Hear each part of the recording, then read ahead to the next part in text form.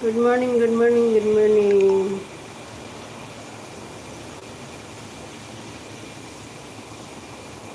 Good morning, good morning.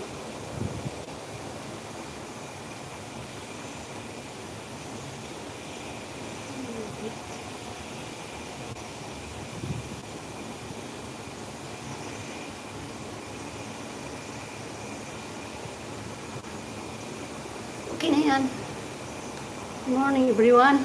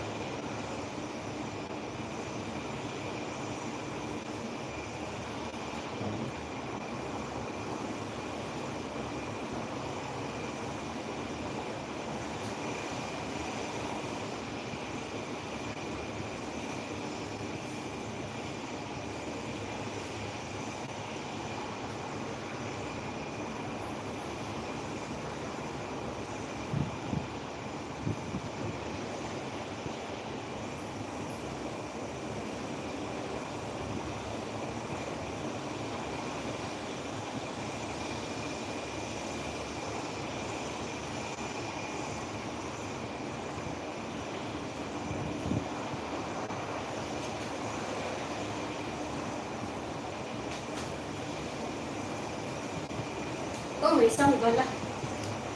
Hello, hello guys. May isang pala.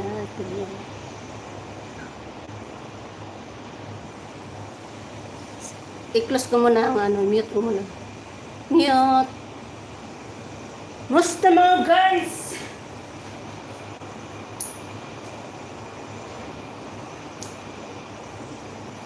Hello, hello guys. Where are you now?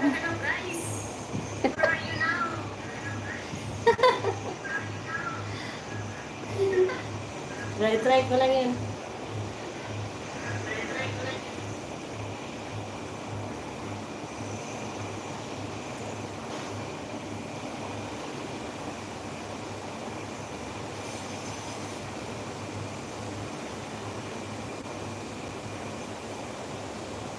Malakas ang hangin.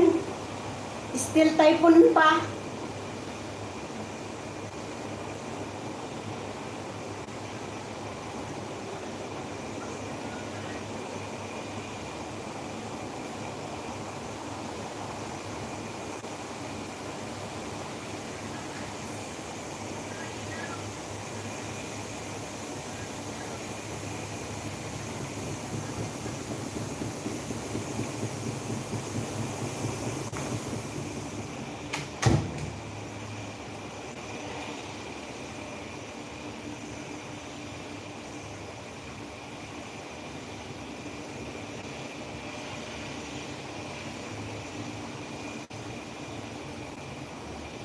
Umuulan-ulan ngayon.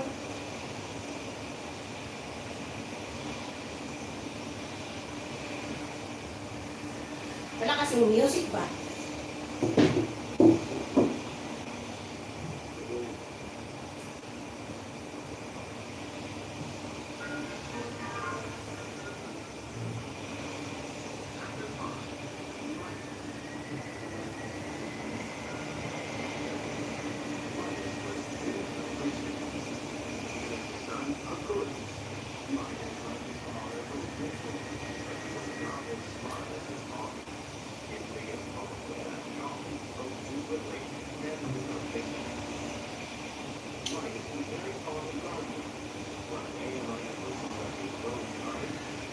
Strange creature passed out from drinking too much wine. This creature was a satyr, half goat and half man. Midas recognized this satyr as Silenus. Silenus had acted as a father to Dionysus, the god of wine. Dionysus's real father was Zeus. A jealous Hera had caused the death of Dionysus's mother, so Zeus gave the infant Dionysus to the care of Silenus and other satyrs and river nymphs. When Midas realized who this satyr was, he entertained him with great hospitality. For 10 days and nights, Midas treated Silenus to great feasts of fruits, meats, and bread, always with plenty of wine. On the 11th day, Midas's servants brought word of the location of Dionysus's camp. He brought Silenus to Dionysus and restored him in safety to the god's care. Dionysus was impressed with Midas's actions. He offered Midas his choice of a reward, whatever he might wish. Without thinking, Midas immediately asked that whatever he might touch would change into gold. Dionysus agreed, but told Midas that it was a bad choice. Midas did not understand the god's warning and happily left Dionysus's camp. On his way home, Midas could not wait to put his new ability to the test. He could hardly believe his eyes when he pulled an oak twig off a tree, and it became gold in his hand. He picked an apple from a tree, and it became a perfect golden apple. In Midas's eyes, it was the most beautiful thing he had ever seen.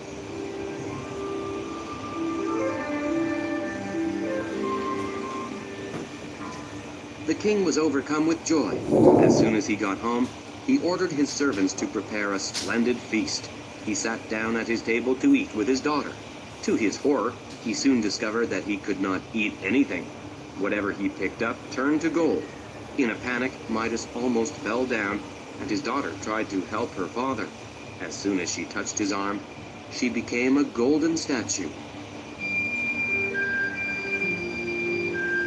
To Midas, this was not beautiful anymore. In a second, he hated this new gift of his. He hated himself for speaking so foolishly. He realized that he would die of starvation and loneliness. Quickly, he called to his servants and rushed out the door back to the camp of Dionysus. Midas arrived in the god's camp, relieved to find it still there.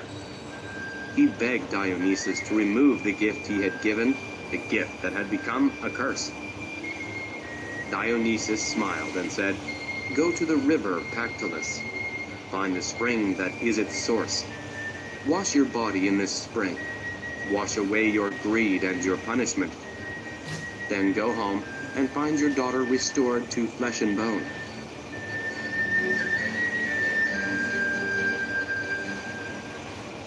Midas did so. As soon as he touched the waters, the gold-creating power passed into them. The sand on the banks of this river became gold. This river passed through the land of Lydia. The Lydians became so rich from mining this gold that they invented gold coins to use as money. Afterward, Midas hated wealth and luxury. He took his family to live in the country, and he became a worshiper of Pan, the god of nature. Pan was an excellent player of his reed pipes. He played so well that he decided to challenge Apollo to a musical contest. Apollo accepted the challenge, and he and Pan chose Timolus, a nearby mountain god, to be the judge. Timolus cleared away the trees from his ears to listen, and the contest began. Pan blew on his pipes first, and with his charming melody, gave great satisfaction to himself and his faithful follower, Midas, who happened to be present. Then Timolus turned his head toward the sun god, and all his trees turned with him. Apollo rose with his laurel crown on his head. In his left hand he held a lyre, and with his right hand he struck the strings. So beautiful was the harmony that burst forth that Timolus immediately awarded victory to the god of the lyre. Everyone but Midas agreed with the judgment. Without even considering his place, Midas questioned Timolus's decision. Apollo replied that Midas's ears were so depraved that they did not deserve to have human form. Suddenly, Midas felt his ears grow in length and become hairy. He realized that he could also move them in any direction. They had become a perfect pair of donkey ears. King Midas was horrified at this. Then he thought that it would be possible to hide his ears. From then on, Midas wore a large turban wrapped tightly around his head. No one discovered his secret, except, of course, his barber. Midas warned this servant never to tell anyone, but the hairdresser found the situation so funny he could not contain himself. One night he went into a meadow by himself. He dug a hole in the ground and whispered the story into this hole. When he finished, he covered the hole up. Before long, a thick bed of reeds grew up in that very spot. As soon as the reeds were tall enough to bend in the wind, they began to whisper the story of Midas's donkey ears. They still whisper this story every time a breeze passes over them.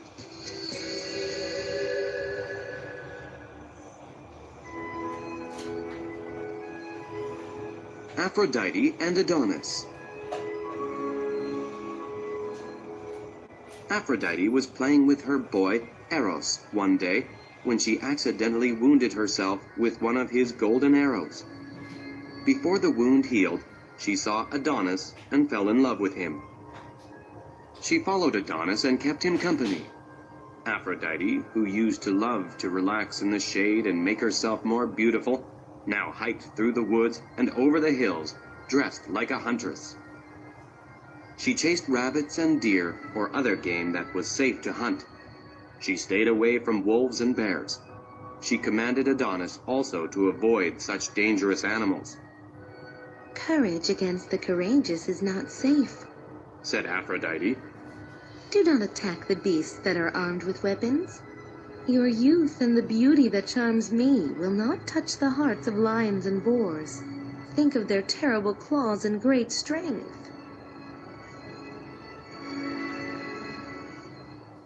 Having given him this warning, she climbed into her swan-driven chariot and drove away through the air.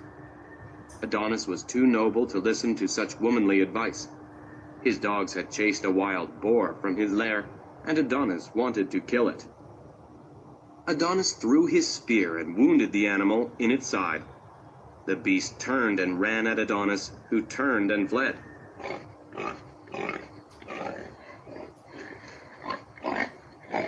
The boar was faster and caught the young man with its sharp tusks. In her chariot, Aphrodite heard the groans of her lover, and she turned her swans back to earth. As she drew near and saw Adonis's lifeless body covered in blood, she jumped from her chariot. Bending over her lover, she beat her chest and tore her hair. She said, "Death will only have a partial victory. The memory of my grief will endure, and the memory of your death will be renewed each year. Your blood shall be changed into a flower." As she said this, she sprinkled nectar on Adonis's blood. After an hour, a blood-red flower grew. This flower is short-lived. The wind blows the blossoms open, and afterward blows the petals away. Therefore, it is called the windflower. It remains to remind the world of Adonis's youthful beauty and his tragic death.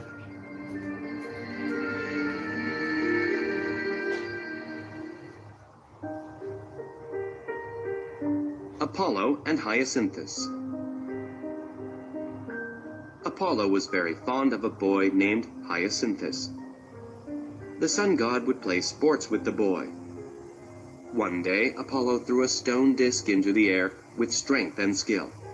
The disc flew high and far. Hyacinthus was eager to grab it and throw it himself, but the disc bounced and flew back up to hit the boy on the forehead. Hyacinthus fell to the ground and bled too much. The god of medicine tried everything he knew to stop the blood and save the boy's life. It was in vain. Hyacinthus' head hung to the ground like the broken stem of a lily. "If only I could die in your place," said Apollo. "You shall live with me in memory and in song. My lyre will sing of you, and you will become a flower painted with my regret."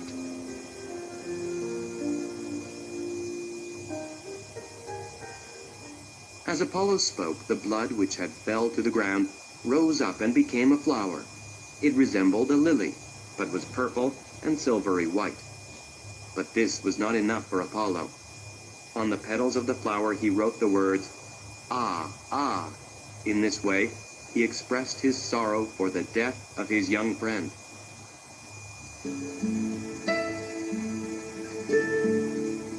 Echo and Narcissus. Echo was a beautiful nymph and was fond of the woods and hills. She was a favorite of Artemis and followed the goddess in the hunt. But Echo had one fault. She liked talking, and whether in chat or argument, she always had to have the last word.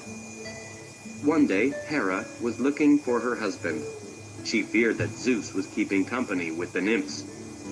Echo tried to delay Hera with talk until the other nymphs could escape.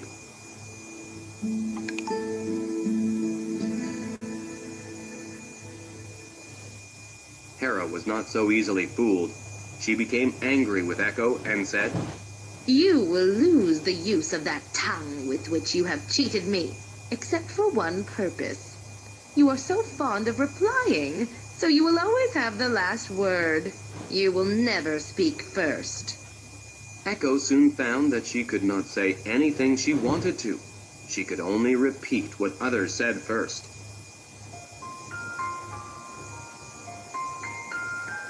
One day, Echo saw Narcissus, a beautiful young man, as he was hunting. She fell in love with him and followed. She wanted to speak to him, but she could not. She waited impatiently for him to speak first.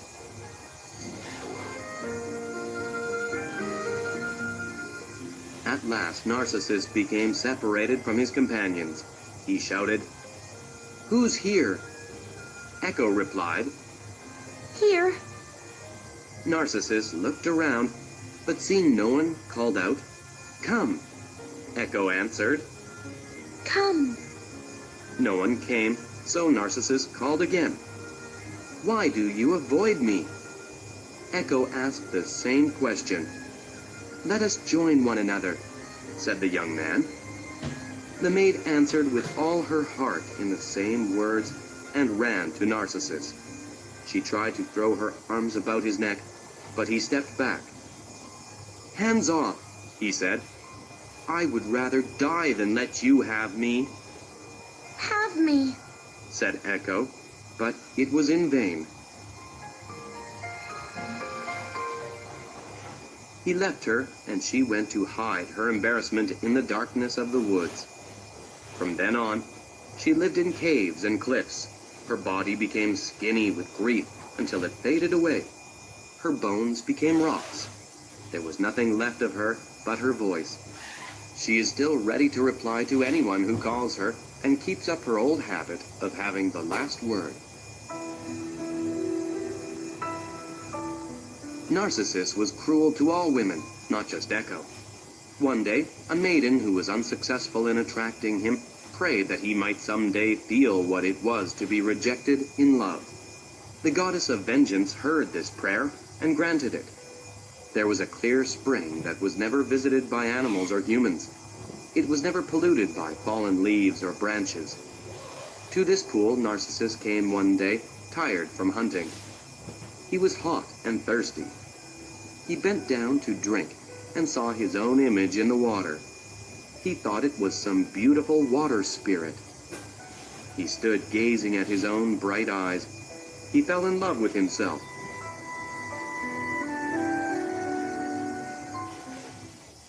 He reached his arms out to hug his new love, but the image disappeared as soon as he touched the water. After a moment, it returned. Narcissus could not tear himself away. He lost all thought of food or drink.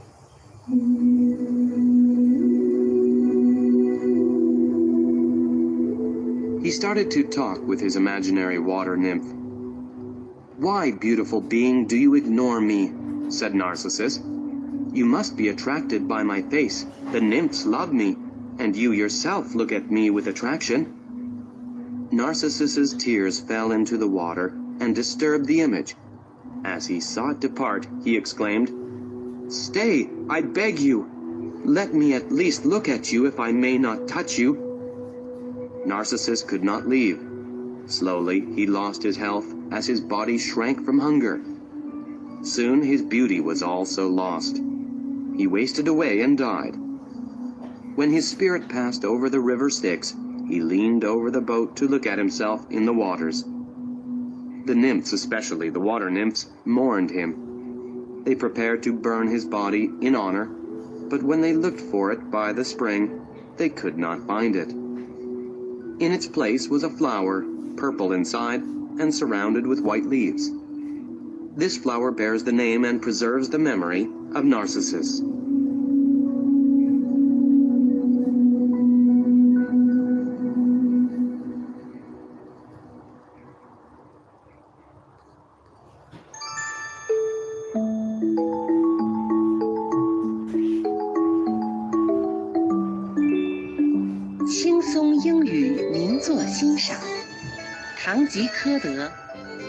Don Quixote.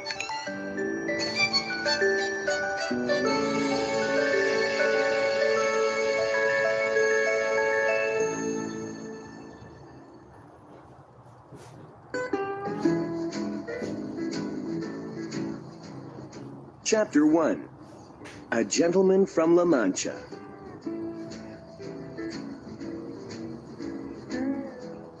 In the Spanish village of La Mancha, there lived a gentleman who loved to read. His favorite stories were of knights and their code of chivalry, full of dragons, magic swords, enchanted forests, and damsels in distress. This gentleman was not a wealthy man, but rather a hidalgo. A hidalgo was a landowner who was richer than a peasant, but poorer than a nobleman. His name was Señor Quijano. Señor Quijano lived modestly with his housekeeper and his young niece. He was a tall, thin man in his 50s. He was a strong and healthy man who went hunting every morning. However, he started to read adventure stories all the time. His best friends, the local priest and the village barber, were worried. Their friend suddenly began spending night and day in his chair, reading adventure books through crazed, bloodshot eyes. Soon he started thinking these stories were true. Finally, he went completely crazy.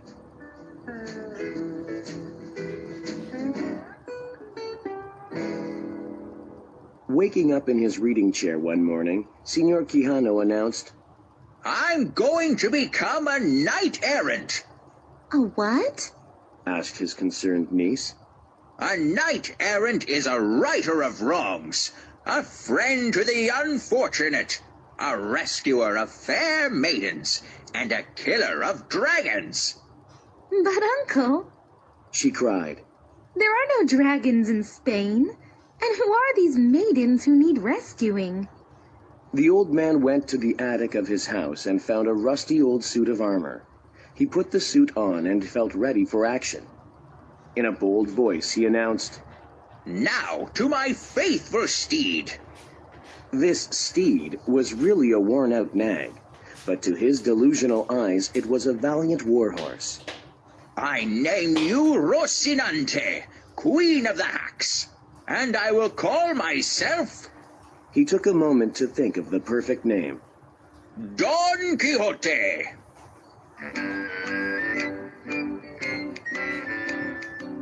Now, I must dedicate my life to a lady. Do you know a lady? Sobbed the man's niece, frightened by his insane ramblings. All knights know a lady. The man replied. When I conquer a giant or capture a villain, I'll parade them in front of her to prove my love and loyalty. Then he remembered stories he had heard of a beautiful peasant girl from the nearby village of El Toboso. Having lost his grip on reality, he decided that she was a lonely princess. What's her name? Demanded his niece, hoping to bring him to his senses. Quickly, he invented a name. All of the sweetest ladies are named Dulcinea. Her name is Dulcinea del Toboso, and to her I dedicate my life. Don't try to stop me. I must go. Then he picked up his sword, a cracked old lance, and a leather shield, and marched out to the stable. A few minutes later, he rode out in search of his first nightly adventure. Don Quixote soon realized that he had not been knighted. I must find a lord or lady to dub me a knight, He said. I don't want to be called a fraud. All day Don Quixote rode the scorching plains searching for adventure, but nothing happened. By sunset, he and Rocinante were hungry and tired. In the fading light, the armored man saw an inn and rode toward it. Perhaps we'll find shelter at that castle. He said to his horse. The inn was of the common shabby type found along the highways of Spain. In front of the inn